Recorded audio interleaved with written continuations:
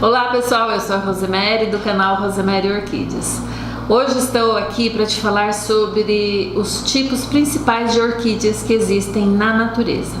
Nós temos 3 tipos e são muito comuns aqui no Brasil, que são as orquídeas epífitas, que são as orquídeas terrestres, e também temos as orquídeas rupícolas ou orquídeas rupestres, que são aquelas que vivem sobre as rochas. As orquídeas terrestres a gente nem precisa mencionar que elas geralmente vivem na terra, né, no solo.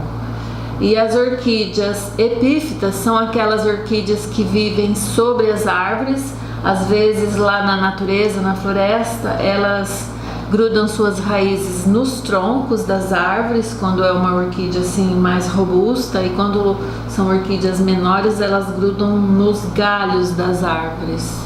Então esses são os 3 tipos principais de orquídeas que temos, tanto na natureza quanto no nosso orquidário. E por que é importante nós conhecermos quais os tipos de orquídeas que a natureza nos oferece? Porque a partir do conhecimento que você tem sobre o tipo da sua orquídea, aquela que tem lá no seu orquidário que você precisa cuidar dela, para você entender o que você vai dar para ela, a partir desses conhecimentos você vai entender tudo o que a sua orquídea vai precisar, e o que você vai precisar oferecer para ela e quais os cuidados que ela necessita. Essa é uma orquídea terrestre e ela se chama Cymbidium Golden Tongue. A Cymbidium Golden Tongue é uma das orquídeas terrestres mais lindas e mais floríferas que eu já vi na minha vida, porque eu moro aqui no norte do Paraná, então essa orquídea ela se adapta muito bem ao nosso clima e ela foi desenvolvida para ser uma orquídea assim de fácil florescimento. Então qualquer colecionadora de orquídeas que tenha lá um cantinho no seu orquidário que seja bem ventilado, bem iluminado, vai ser um canto ideal para essa Cymbidium, e você vai ter florações dela exuberantes todos os anos, pode ter certeza. Olha só, aqui está vindo uma nova haste floral, cheinha de botões. Antes mesmo desse outro cacho aqui começar a murchar as suas flores, essa daqui já vai estar abrindo seus botões. Não coincidiu esse ano de os 2 cachos subirem ao mesmo tempo, porque pode ser que uma muda seja mais nova que a outra. Então o florescimento dos bulbos vai ser conforme a idade de cada um. Esse aqui de trás já estava mais formado, mais desenvolvido, então ele emitiu a flor um pouco antes desse outro aqui que ainda é um pouco mais jovem. Um ponto importante aqui na Cymbidium, que ela é uma orquídea terrestre, são o tipo de folhas dela. A Cymbidium Golden Tongue, ela tem as folhas bem compridas, olha, e são bem largas, cheia de estrias nas folhas. Eu tenho uma outra espécie de Cymbidium em casa que ela dá as folhas bem mais finas e bem mais estreitas que essas. E essa aqui, essa Cymbidium, ela é diferente dessa outra Cymbidium que nós temos aqui também, olha. Uma outra planta terrestre, mas que tem características distintas da Cymbidium Golden Tongue. Essa daqui apresenta as folhas um pouco mais curtas e elas são folhas mais duras. Então, se você não tomar cuidado e dobrar as folhas, essa folha aqui ela vai quebrar. Ela quebra com facilidade se a gente dobrar. Essa daqui ela já é mais molinha, mais maleável e fica bem mais alta. Essa planta aqui, quando ela está bem desenvolvida, ela chega a ficar até mais alta que esse porte aqui, ó. Outro tipo de orquídea que temos é a orquídea rupícola ou orquídeas rupestres. São orquídeas que vivem na natureza em regiões quentes. Aqui no Brasil, a gente conhece as orquídeas rupícolas mais lá para o norte, nordeste. Aqui no sul, as que a gente tem aqui são geralmente trazidas de fora. Uma dica bem simples para você cultivar uma orquídea rupestre na sua casa é dar preferência para plantá-las em pedras ou pequenos pedaços de rochas, Mas essa daqui eu fiz um cultivo quase que parecido com a das orquídeas epífitas e ela se adaptou muito bem. Ela não está na época de floração dela, é uma Lélia ex Britoi, mas ela já floresceu. Então agora ela está no período de crescimento dos brotos. Esse daqui é um broto novo. Quando ele estiver formado já adulto, ele vem emitindo a sua haste floral.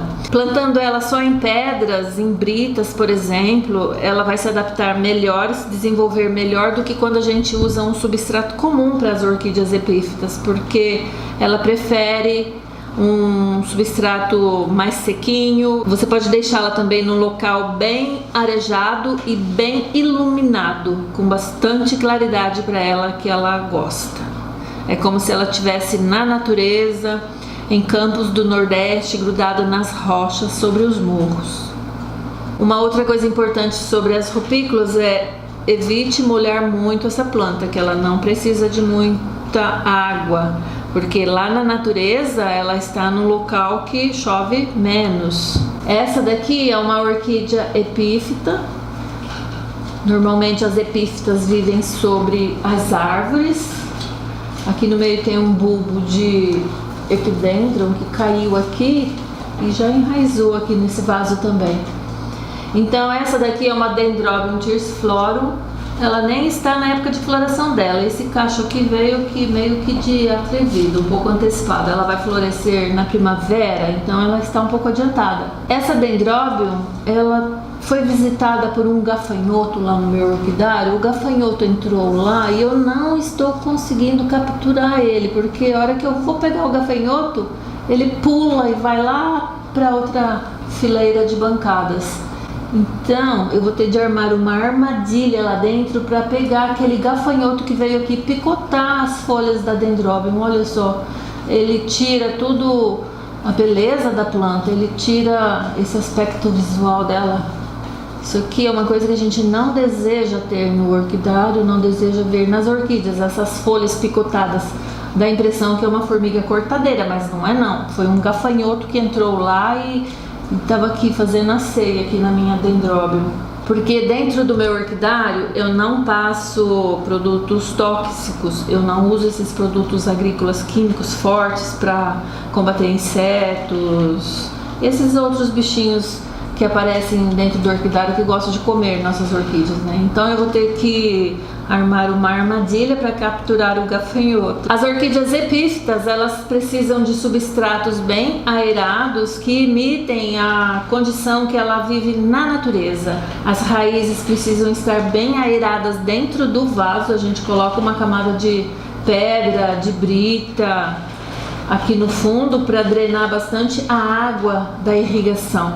Então as raízes vão ficar bem aeradas e a orquídea epífita vai se desenvolver bem dentro do vaso. Essa outra orquídea aqui do lado, ela é uma orquídea terrestre também. Ela é muito conhecida aqui também na nossa região e no Brasil como um todo. Ela tem um apelido de capuz de freira, mas o nome científico dela é Phaeus tankerville. Então ela é uma orquídea terrestre que se desenvolve muito bem e ela chega a atingir 1 metro e pouco de altura quando ela está bem formada e bem adubada. Essa é uma planta bem jovem ainda, então ela ainda está pequena.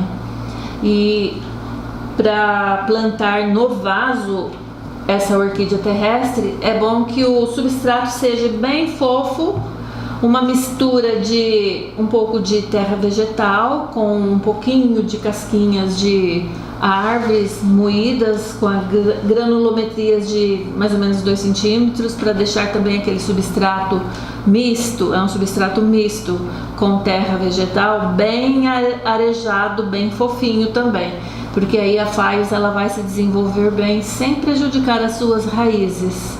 No fundo do vaso também é recomendado colocar uma boa camada de drenagem e isso vai evitar que as raízes da Phaeus também se estraguem. Quanto mais a sua Phaeus for se desenvolvendo, for crescendo, eu aconselho que você coloque vasos um pouco maiores, um pouco mais fundos, porque aí as raízes vão se aprofundar mais e, consequentemente, ela vai deixar a planta mais robusta, ela vai ficar bem mais alta que isso aqui.